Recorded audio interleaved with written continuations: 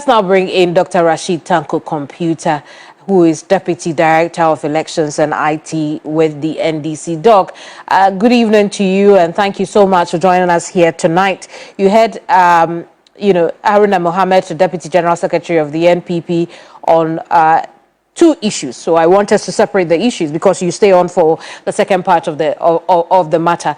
The first part, which you spoke about, has to do with the issue in court, the 4 other constituencies that have landed in the High Court here in Accra.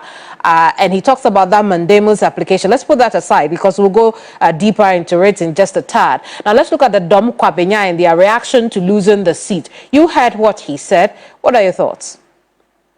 Very well, Kamini. Let me say good evening to you and your cherished viewers, as well as the good people of Bimbilla and Wulensi. I wish them a prosperous new year. And the whole of Ghana, especially NDC supporters and activists and sympathizers as well. And to my boss, Dr. Maniboma. Kamini, what do you expect from the NPP? I mean, these people, they should be magnanimous in defeat. I don't know. I see the massive deceit they received this year is confusing them a lot in their understanding of certain principles that we go through in electoral processes. You know, our position has been very clear about this Dominic Kwabenya thing. Even the last time we met and we told them point blank, look, you cannot use the lapses of your presiding officer to punish electorate as well as candidates as well. You can't do that. If you look at the Supreme Court ruling of 2013, when the NPP went to court with petition to challenge the presidential election, the Supreme Court made a ruling on that. The fact that a presiding officer made a mistake should not be a yardstick to punish electorate or candidates. That should not be the basis, because he is not the one, the decider. The decider of the vote is the voters. They come in queue and decide who they want. Yours is to just count and put their votes in order. And so in putting it in order, and then you decide to mess it up, you shouldn't use that one basis to punish the voters. I see. It is only when there is an overvoting that you can nullify a polling station votes. But where there is no overvoting, the voting went on right, and you, the presiding officer, instead of putting it on the right pink sheet, you decided to use a specimen pink sheet. That should not be a basis to punish the electorate. And that has been our position. And look, let me take the opportunity to praise the Electoral Commission. I mean, I said it several fora that when they do something right, we need to congratulate them. But if they go outside their parameters to do something illegal, we will condemn them. Certainly, that one, they won't allow it to glide. And so today, I congratulated them.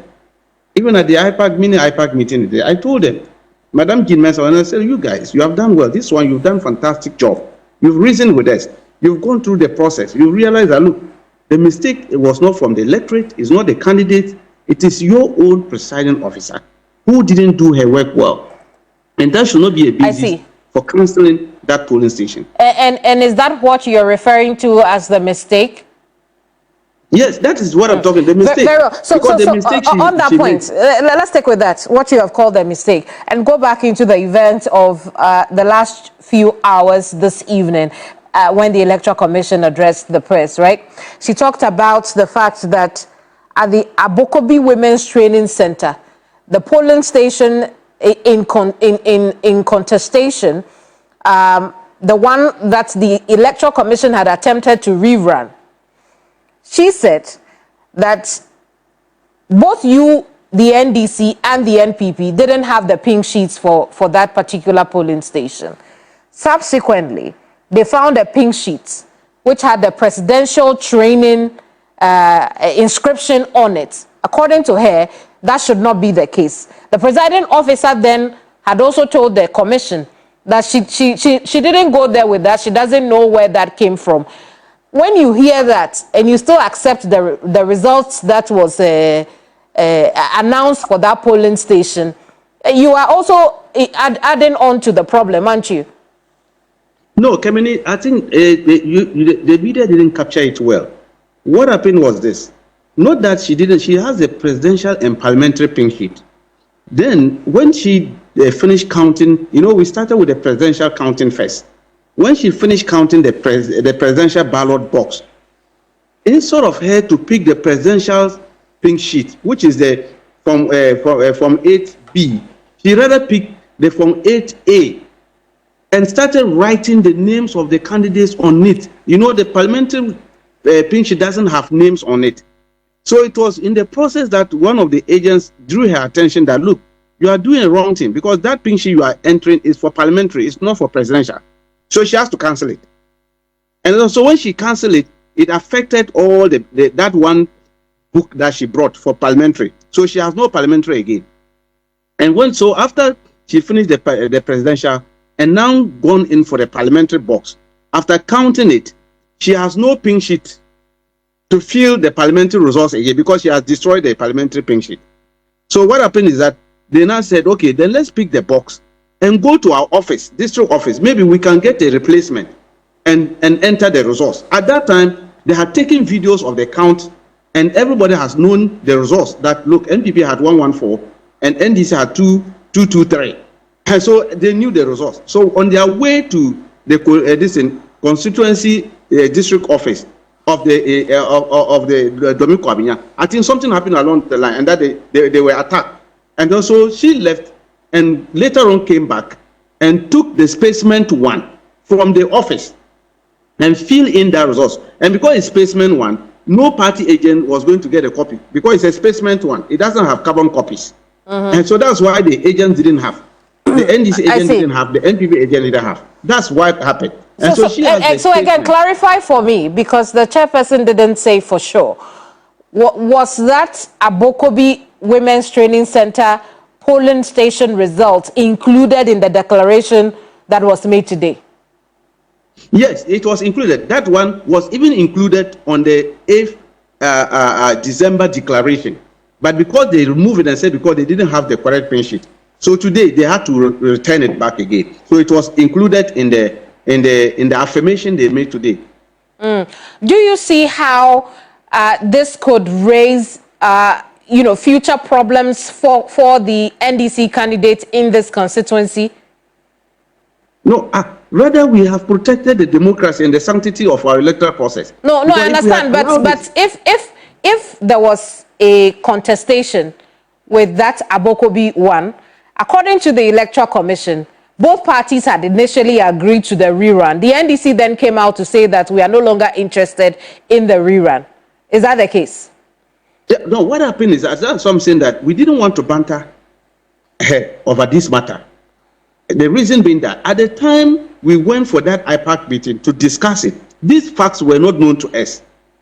None of us knew the fact that this is what really happened. Right. What the information they gave to us was that it's like the counting was not even done, and that there was a problem in it, and everybody vacated the place. So invariably, if nothing of that sort happened, what do you expect from us? We definitely will subscribe to a rerun. But when we came and we now got the facts, we got our agent to now brief us what happened. And then we now did our own background check and finally got a copy of the specimen pink sheet the presiding officer wrote. We said, no, that should not be the case. Actually, there was voting, there was counting, and there was announcement of results at that polling station. So election had actually conducted, and the true reflection of the people actually repeated. So there was no need to talk of any rerun of that place. I see. That was our position, and we were very clear in our mind. We just that we wanted sleeping dogs to lie, because we just wanted the peace to prevail. That's why we didn't banter her. And she knew it. So the only reason the NDC initially agreed to the rerun is because the Electoral Commission had not provided you the full facts of why that center needed a rerun. Certainly. Very well. We told her. In fact, when we had a mini IPAC, we told her about it and said that, look, our beef on it was that we didn't have the full facts, and we then naturally will go that path. But having availed ourselves with the facts and we've gotten it and assessed it, we realized that no, that couldn't have been there, because we can't set a dangerous precedent. If we allow this one to glide, subsequently, presiding officers will do this similar thing to deny voters their right, a right to decide who they want at a polling station. I see. Do you expect this to resonate with the other 4 constituencies you are contesting? It's completely different. They are not on the same. In fact, both are highly incongruous. They are not of the same wavelength. These are two different things. What we are looking at, the other four has a declaration so made, and it was done, sealed. This one was not about recollation or coming to do another declaration. This is just affirmation of a one polling station that has issues, and we all affirm and agree to it.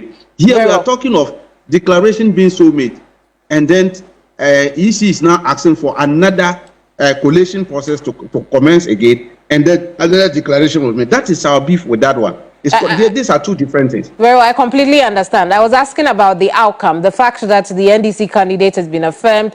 You expect that the same thing happens with the other four constituencies. But hang on, I'll give you the moment to react to that. Let's talk about